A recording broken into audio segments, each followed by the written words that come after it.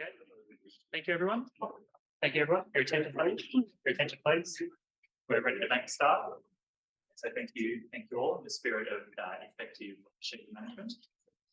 So today we've got a talk from Alexandria Rantino, who is the Chief Operating Officer at Climate 200, which is a crowdfunded organisation that supports the election campaigns of independents who are committed to science-based climate action, restoring integrity to politics and advancing the respect and safety of women.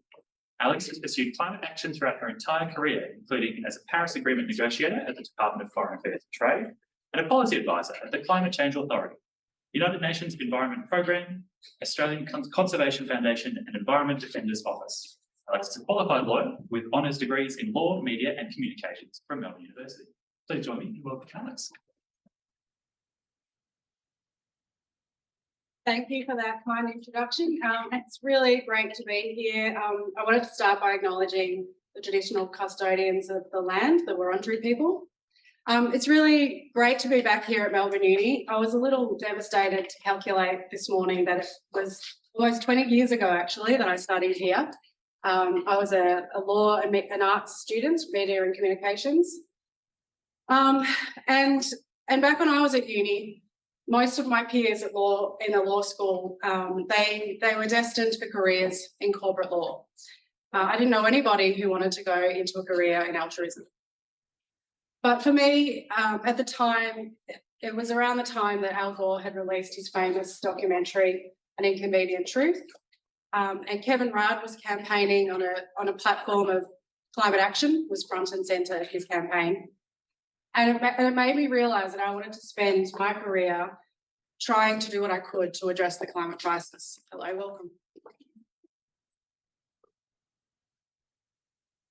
And so you can see my career spanned various roles working on climate. So I was lucky enough to get an internship at the United Nations Environment Programme. That was actually something that was facilitated through one of the subjects I did at the law school. I did some time volunteering at different NGOs, the Environment Defenders Office, the Australian Conservation Foundation. Volunteering was a really important part of my journey to get me where I am now. And I spent the better part of a decade working at the Department of Foreign Affairs as a negotiator on the Paris Agreement. So this is actually me when I was in one of those negotiations that I got the opportunity to meet Al Gore. I was heavily pregnant at the time, but that was one of the highlights of my career. And this is another one. This is when I was chairing one of the negotiations under the Paris Agreement. So in around 2020 it was, for a lot of us, when we were in the COVID lockdowns, we had an opportunity to reflect on where we were. That had been a shocker of a year. We'd had the Black Summer followed closely by the devastating flooding.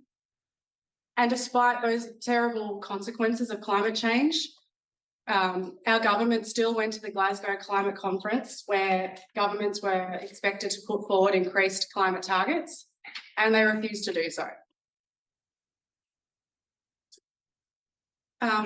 But in 2021, Australian philanthropists had spent $313 million on climate-related causes in this country. Global climate change philanthropy is increasing at 4 times the rate of overall philanthropy. This clicker isn't so good.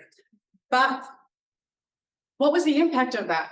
We'd come through almost 10 years of this country having hardly done anything to move the dial on climate policy.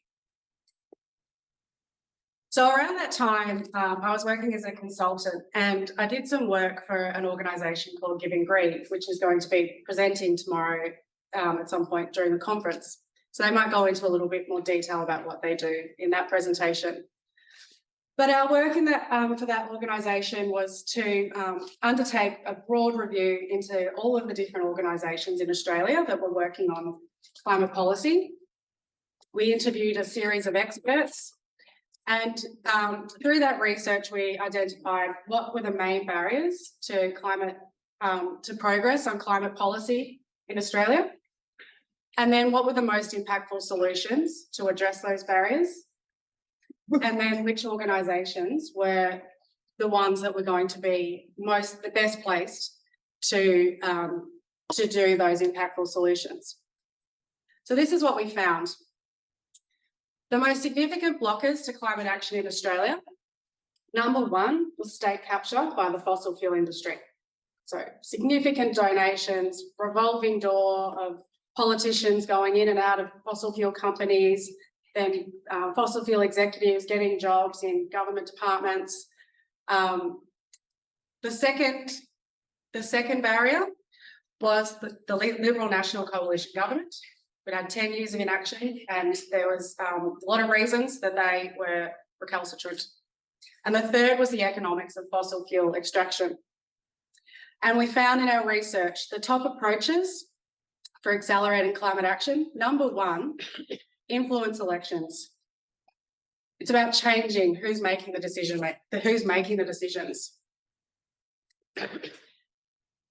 So we realised we'd been spending all this effort trying to influence those that had the ability to make policy, but it wasn't working. We needed to change the people who were making policy. So our Climate 200's founder, Simon Holmes-A-Court, often refers to this quote by Henry David Thoreau, and when he talks about the work that we do. There are 1,000 hacking at the branches of evil to one who is striking at the root.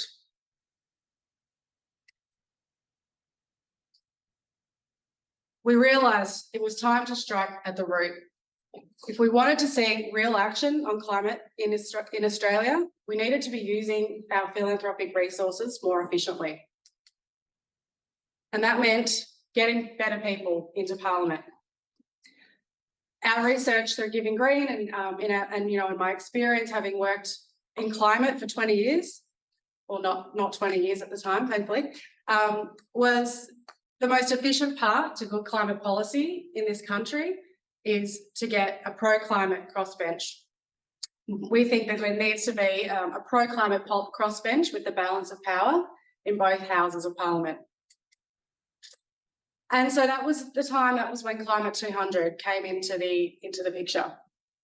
So we are a not-for-profit organisation. We raise money to support communities in their election campaigns, to support independents that are committed to science-based action on climate, restoring integrity to politics, and advancing the respect and safety for women.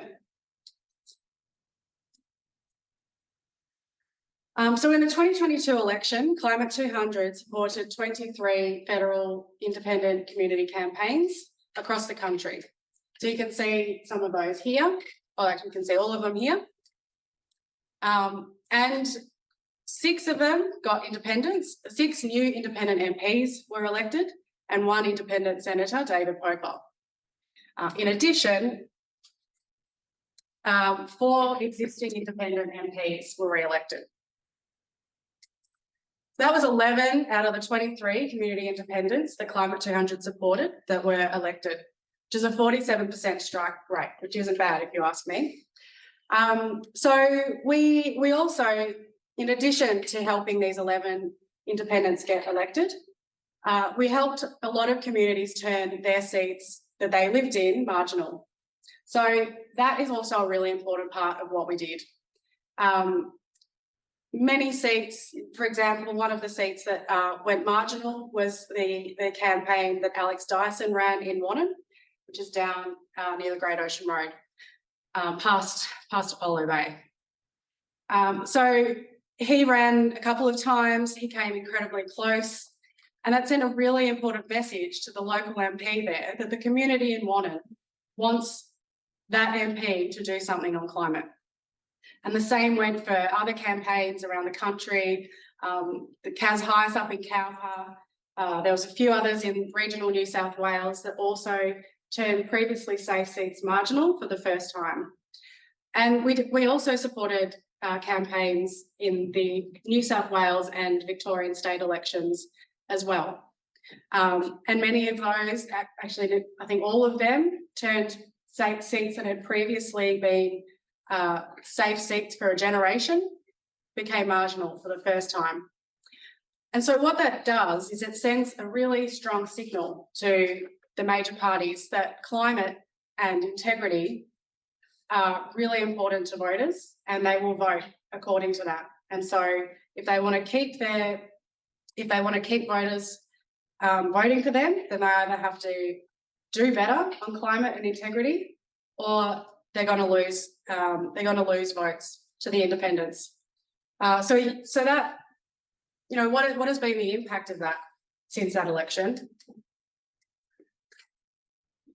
Well, first of all, we have the most gender diverse parliament, federal gender diverse parliament in history, and we're already seeing a significant step change in the environment of politics as a result of that.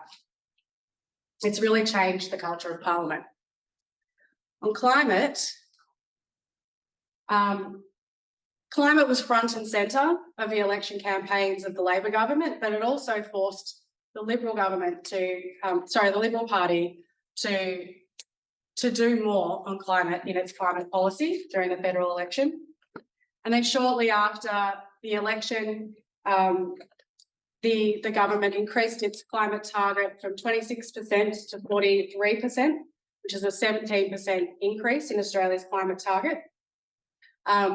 We have seen a tightening of the safeguard mechanism, and in Victoria, the Victorian government has fast-tracked an end to native forest logging, and that was in large part not only to I've got to pay due to all of the NGOs that have spent decades campaigning to stop native forest logging, but Monique Ryan, the independent MP, and the two of the state-based independent candidates here in Victoria put this as one of their key election issues, and shortly after that we saw a change to the government's policy on that. So it's really, you can see already that there are significant impacts from this movement.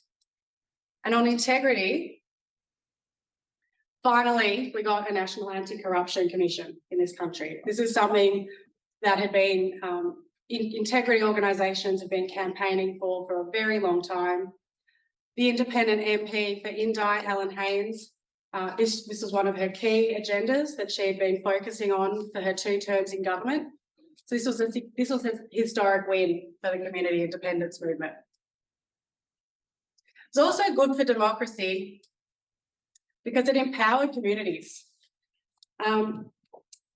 For a very long time, people have been disenchanted with politics in this country. Especially young people, they felt like they are powerless to do anything, that they have lost faith in politics and in politicians. But this election, the 2022 election, gave people an opportunity to take action and to get involved.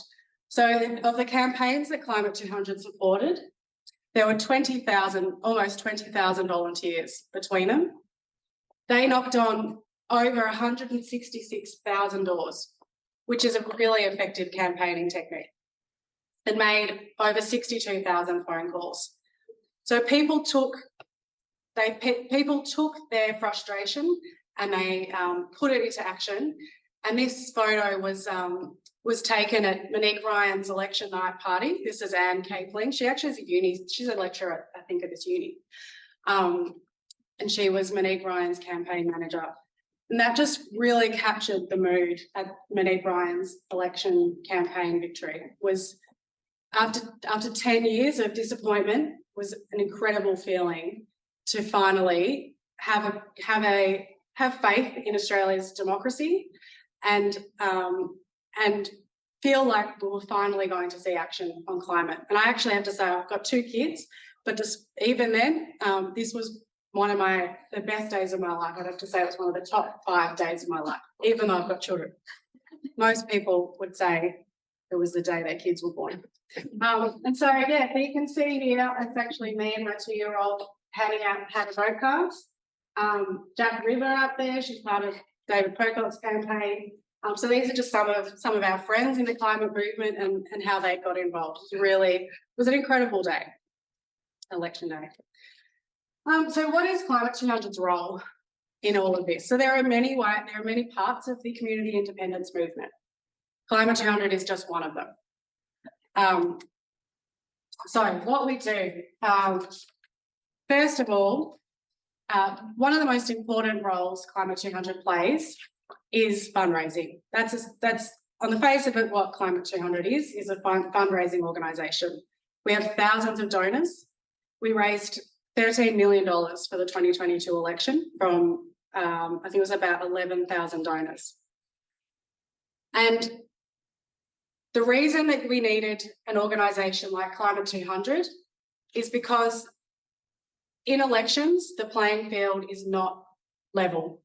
The major parties, the Australia Institute did some research recently, and it found that the major parties have access to, each MP has $3 million worth of publicly funded benefits that they can use for their election campaigns. So collectively, the major parties have millions and millions of dollars to campaign with, and a lot of that is taxpayer funded. So for an independent to have any chance of succeeding, they have to get their name out there. They have to tell their electorate that they exist and what they stand for and why they're amazing. And they can't do that without fundraising. So Climate 200 has some of the best fundraisers in the country. But importantly, we also are able to aggregate donations and send them where they can have the best impact. So that's a really important point, especially for electorates where there isn't a lot of wealth and it's difficult to raise money from the local community. Climate 200 can pool donations and then identify where they're going to have the greatest impact and send the donations that way. And so in the 2022 election, that's what we did. We put the most money into the campaigns that we saw won, and that is because we had the data that told us they had the greatest prospects of success. So that takes me to the second major thing we do, which is analytics. So we have really good polling and analytics. We run focus groups, and that helps us inform where our donations are going to have the greatest impact. See you later. So yeah, for us, being data driven is a key part of what we do. And our analytics also informs the messaging that is going to work in each electorate. So we can do focus groups, we can work out the best way to describe the climate crisis that's going to resonate best with those electorates. And then that helps the campaigns to target their messaging really well. So that brings me to the third thing that Climate 200 does, which is strategic communications. So we have strategic communications experts that can advise campaigns on the messaging. We also have cutting edge designers and video producers that produce really good content for social media. And we've supported campaigns to do advertising. So online advertising, we can connect them to companies that put up billboards and other forms of advertising. And the fourth thing that Climate 200 does is capacity building. So we have some really experienced campaigners that are able to support campaigns, because as I said earlier, a lot of these groups have never got involved in politics in their life before. It's really new to people, and that's one of the greatest things about this movement. It's not a career. It's not a movement of career politicians like you see in the major parties. And these are people who have got successful careers already, but saw that there was a need to act on the issues that they cared about, and they wanted to take charge and run for politics. And the communities that supported these candidates also were very new to politics. So that's one of the greatest things about it, but also a challenge because they're very new to campaigning and they don't know what works. So we have people who are experts in campaigning that can help communities grow their community, to mobilise volunteers, sign them up to door knocking and get them working on things that were going to have the greatest impact to change voters' mind. So that's what we do. So 2022 was a real success for Climate 200. But it didn't entirely solve the problem. This year, we're on track to have the hottest year on record. Australia certainly is doing better on climate, but we're still a climate laggard, and we're still in the low category when it comes to when you come to putting Australia, ranking our performance in relation to other countries. So we're still not great. Our efforts are still being undermined by the fossil fuel industry's grip on politics. It's what I was talking about at the beginning, the corruption still happening. There's major donations going to the major parties. And the coalition is still the biggest threat to climate action in Australia. The ALP is definitely an improvement on the last 10 years. They're doing better, but they're no angels. They still love the fossil fuel industry, continuing to approve new coal and gas projects. And the state governments are doing the same thing. So in New South Wales alone, the government there has approved 26 coal and gas projects since the Paris Agreement was signed. So that's why Climate 200 is still here. If we want ambitious action on climate and integrity and gender equity, then we need to get more values-aligned community independence into Parliament. So I hope that's inspired you a little bit. If you're keen to get involved, we have thousands of people on our mailing list. So join us. If you want, you can go to this link and sign up. I might leave it a bit because I see some phones. That's right, get your phones out.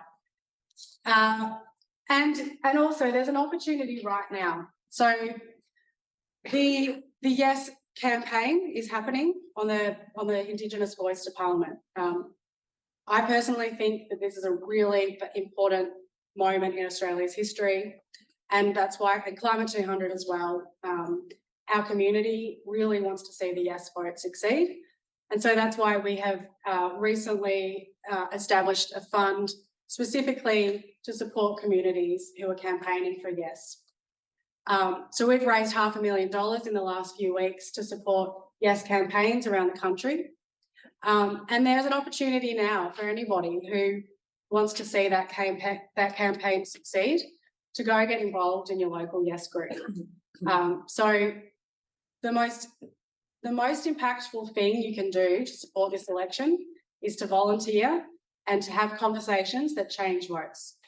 So if you can volunteer with your local Yes campaign. And I know it seems sometimes it's off-putting to people, but door knocking is actually really influential. So it's not like going to shove your religious views down people's throats. It's actually a really enjoyable experience. I couldn't recommend it more. So that's something that you guys could consider doing. And the other thing is you can find your next Monique Ryan or Zoe Daniel, whoever it is on this list that you are inspired by. So find out if you have a local community independent group, or if you don't, you can start one. But this is a movement of people just like us who are not experienced in politics, the novices, but there are organisations like Climate 200 who are going to support communities and make them really strong campaigns so that we can see more community independence in Parliament like these guys. I think that's it, yes. All right, so is there any questions?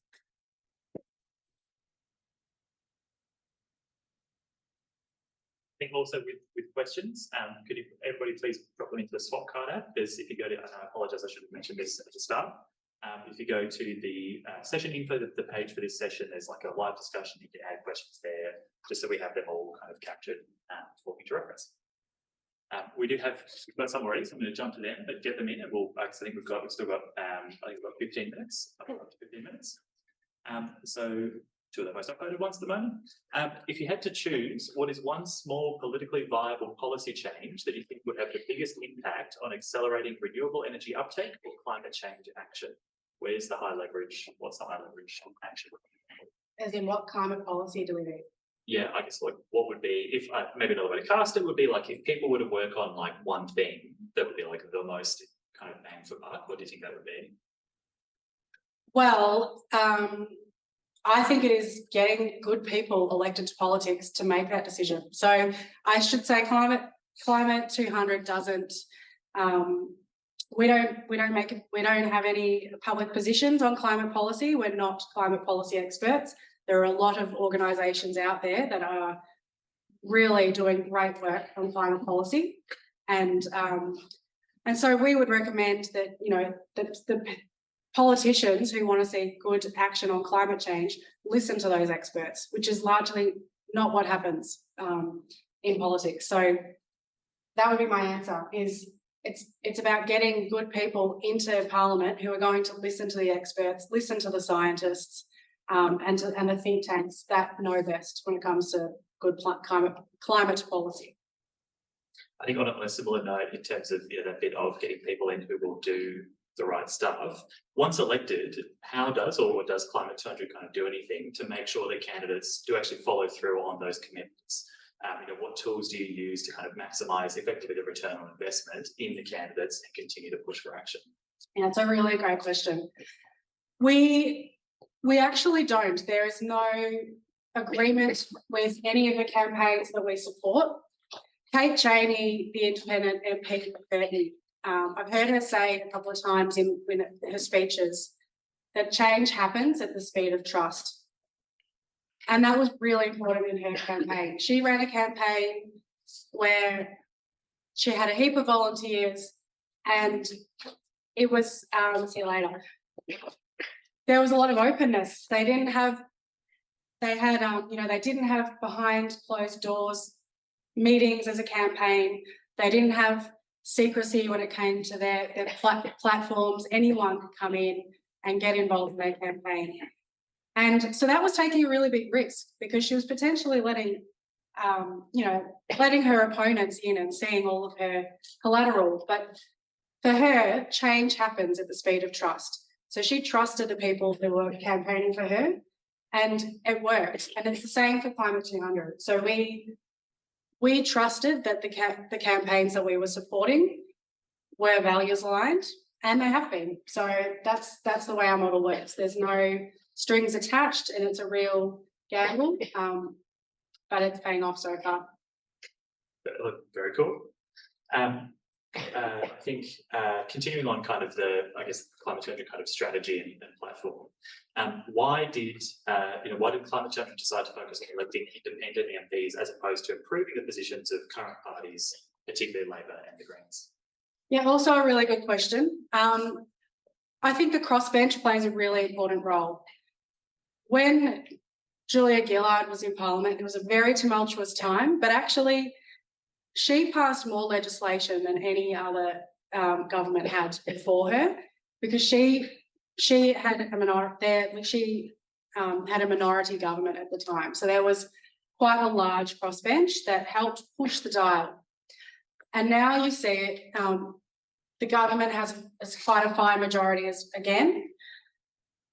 You have an opposition party like the Coalition that pretty much just says no to everything. They don't debate legislation. They don't provide constructive ways to improve the kind of the legislation that is before Parliament. They're very obstructive. Whereas you have the crossbench, which, when in the passage of the climate legislation that I was speaking about earlier, and the Anti-Corruption Commission, they put forward a series of amendments to make those examples tighter. So they're a really constructive alternative opposition that is much better for democracy. The other reasons are, I'll just continue in terms of why not the major parties and why not influence them? Well, as I said, that just wasn't working. We've been trying to do that for years. been trying to lobby them, doing campaigns, big rallies. It wasn't changing things. Why is that? The other reason I had mentioned, it's the corruption. It's the influence of big money on politics. The fossil fuel industry has a huge grip on the major parties. And that can only explain why they spend more money subsidising the fossil fuel industry than tackling the climate crisis. So it isn't working with the major parties, and that's why we think that growing the crossbench, getting the crossbench into the balance of power is the best way to hold the major parties to account. This might be a bit of a kind of a dud question there, 'cause I think maybe you've already answered this. So a lot of kind of effective activism organisations and causes often aim to be like non-partisan. So how do you think that kind of squares with, I guess, all of these concerns? Climate 200 is non-partisan as well, and that is another great thing about community independence. It's not, these communities vote in accordance with what their local constituents want. They're not bound to party lines. They can use their conscience. And Climate 200 is also non-partisan. So a lot of people think that Climate 200 only supports campaigns that are running against incumbent Liberals or Nationals, and that's not true. We have supported campaigns. For example, the seat of Hawthorn was a Labor-held campaign. We supported Melissa Lowe there. So it's really, it's non-partisan. And another important point to make is Climate 200 does not seed these groups. We don't initiate any of these campaigns. The communities themselves do. So it's where the communities have decided that they're not satisfied with their local MP. Their MP is not voting in accordance with their values. And so those communities have got together. In many cases, they've held what's called kitchen table conversations, where they've kind of got groups together, talked about what matters to them, really honed what their values are as a community, and then gone out and found a local independent candidate. And then that's when Climate 200 has come in. And so it's at that point, communities have come to us and said, will you fund us? So that's how we kind of get to that point. And in most instances in the last few years, the campaigns we've supported, they have been communities that are running against a local Liberal or National, but that's not because of Climate 200's politics. That's because the communities there have been really dissatisfied with their local MP, and they've had really strong prospects, and that's why we've come in. Cool. So I hope that makes sense. I think so, yeah. And on a similar note, so it's kitchen table conversations, non-partisan. It's just making sure that kind of communities can have to say they want. Do you tend have there been differences between these independent candidates, or differences of views or competing policy agendas otherwise? And how has Climate 200 kind of navigated those? Well, again, Climate 200 has nothing to do with policy. So we support communities in their election campaigns, but once these independents are elected, they're on their own, and it's for them to show their communities what they stand for. And if they vote on legislation or take a stance on certain issues in a way that their communities aren't happy with, then they run the risk of not being re-elected at the next election. So it's out of our hands. And yes, many of the independents that we supported federally, they do have different opinions on certain things. So they all ran on a strong platform of science-based climate action. So on that, they're strongly aligned. But there will be things like, particularly on the more economic sides of policy, where they have slightly different views, and that's fine. That's what's really great about them. They can have their different perspectives and bring their career experience to the table and have really constructive discussions rather than just churning out party lines on the issues before Parliament. And is it a pretty diverse kind of mix of candidates, like kind of quite diverse backgrounds, or kind of? No, I wouldn't say so. And I think that's one of the biggest challenges that Climate 200 is would really love to overcome. So you would have seen on the picture, there's a certain demographic that these independents are from. And so there hasn't been great diversity in the candidates that have got elected. So it would be really good to see more diversity in the types of candidates that are put forward by communities, especially cultural diversity, socioeconomic diversity. So it's been really good to get more women into politics, but on other factors, that hasn't been there.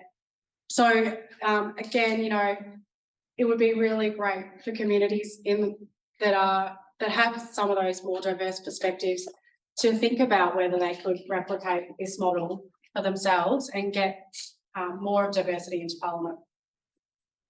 Great. But changing tack slightly now to talk more about, I guess, like evaluation. So there's a question here. So maybe simply kind of to ease into this. So we've had independent candidates be successfully elected and shows climate policies have improved in response. Do you think that has been like, was it that the independent MPs pushed those improvements beyond what would have happened anyway? Like, does it seem like we're having a really counterfactual impact, or is it like a kind of what's your? Yeah, that's a really good question. So I think taking the climate policy, for example, the independent lower house MPs, they were very constructive in the parliamentary debate on that, as well as behind the scenes. They really pushed the government to make certain changes to strengthen that legislation. But the independent that had the strongest impact on that was David Pocock. So he has the balance of power in the Senate, and that really changes the game for him, because the government can't pass legislation without the Greens and David Pocock and Jackie Lambie, or a combination of crossbenchers. So that gave him a lot of leverage to really push the government on their climate policy. And he really did. And so he worked closely with climate change think tanks and NGOs to understand what changes were needed to make that policy good.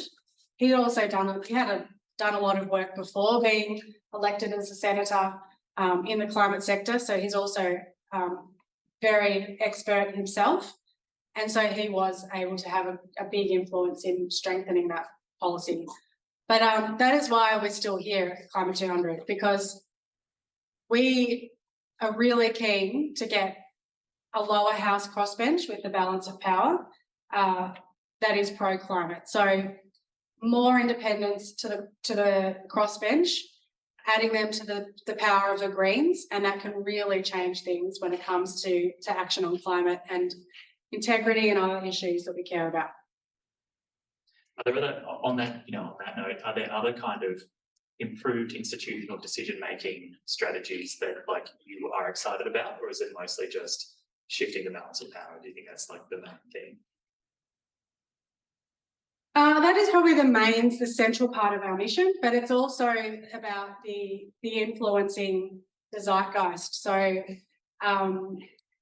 So as I was talking earlier about turning seats marginal, it's about putting pressure on the major parties as well, that if they want to hold on to their constituencies, then they need to do better on the issues that the communities are campaigning on. Yeah, makes sense. And so I guess the emphasis there is on I guess better aligning incentives to. Well, it's just about, it puts serious pressure on politicians. We know politicians, there's a few things that influence them, and one is money, but two is the fear of losing their seats. So these campaigns put that fear in them, and that can really change the way that they vote. And so in the New South Wales election, for example, the New South Wales government was better than the federal coalition government had been on climate. But there were some really strong independent campaigns in the New South Wales election that were particularly focused on the PEP 11 project on the Northern Beaches. So there was a project before the government to consider expanding oil exploration in just off the Sydney coastline. And so these campaigns ran really hard on that. And during the New South Wales election campaign, the coalition government came out and announced stronger measures, including on PEP 11. So that kind of pressure can have a real impact on changing policies of the major parties. Makes sense. And so I guess maybe this is straying, or it is straying further away from Climate 200's kind of core purpose. Do you think there's room for other initiatives or things like that more Belgian or Swiss style, like direct democracy, like just other initiatives, I suppose? What's the Belgian and Swiss direct democracy? Just more like more like citizens voting directly on things, like other ways of having governance and government. Or do you think this is kind of like a pretty good system? I can't imagine that ever happening in Australia, but it's a really interesting question because a lot of these independent MPs are exploring ways to get their constituents involved in their positions. So there are groups out there that are actually doing research at the moment on citizens on getting locals to do what do you call it? Yeah, exactly. So I think that it's looking like there is work happening to try and explore whether that's an option to influence some of the policy thinking of the independent MPs. I think we are bang on time, I believe, I'm being told. So thank you very much again, Alex, and please everyone.